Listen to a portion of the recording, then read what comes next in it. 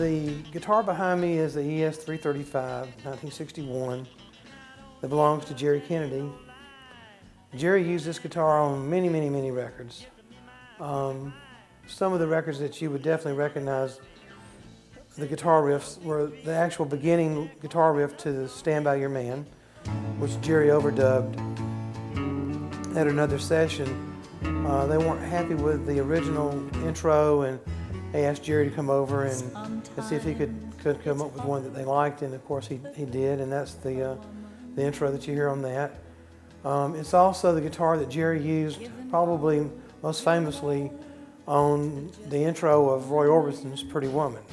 It was Wayne Moss playing a Fender Jazzmaster, and I believe it was Roy playing a 12-string acoustic.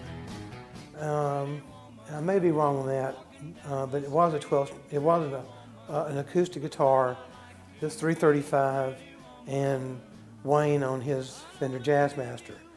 And they started out, they did one guitar, then the second guitar came in, the third guitar came in, then Charlie McCoy came in on saxophone, and Boots Randolph came in on saxophone. And you have to listen very closely to hear that, but the last two riffs of the intro to Pretty Woman, there are two saxophones playing. And that is Charlie McCoy and Boots Randolph. Jerry also played on the Nashville Skyline album, and possibly more, with Bob Dylan. Jerry later became a producer, did all the Statler Brothers records. He was the first producer to produce an album on Reba McEntire, and became the head of Mercury Records. Jerry Kennedy's 61 335 now belongs to his son Gordon Kennedy, who is also a top session player here in Nashville. And even though the guitar is on display, it doesn't mean it stopped making history. Gordon has come by on a number of occasions and taken the guitar out and used it on sessions. Bruce Hornsby and Ricky Skaggs session last year. This guitar was used on with Gordon playing it. And Leanne Rimes' session in 2008 it was also used on her album. So it continues to make music even though it's on display for everyone to see now.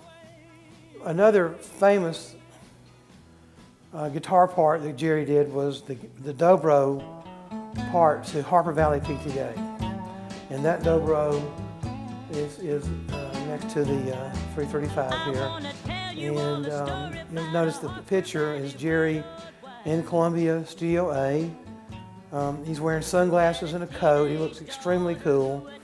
And I said that must have been an incredible life in the 60s to go to work looking that cool and doing that kind of a work, if you want to call it work, for a living. And he goes, Joe, that's the only time I ever remember ever wearing a coat or sunglasses in the studio.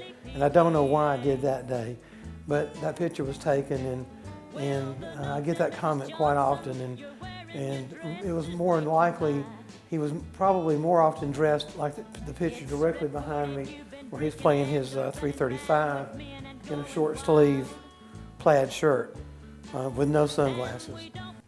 Also, there's an electric sitar here. This is one of two that we have on display at this time in the museum, two electric sitars. Jerry used this on a soul record called Soul Shake with Peggy Scott and JoJo Benson that was recorded here in the mid-60s. Peggy Scott and JoJo Benson being from my hometown of Columbus, Georgia.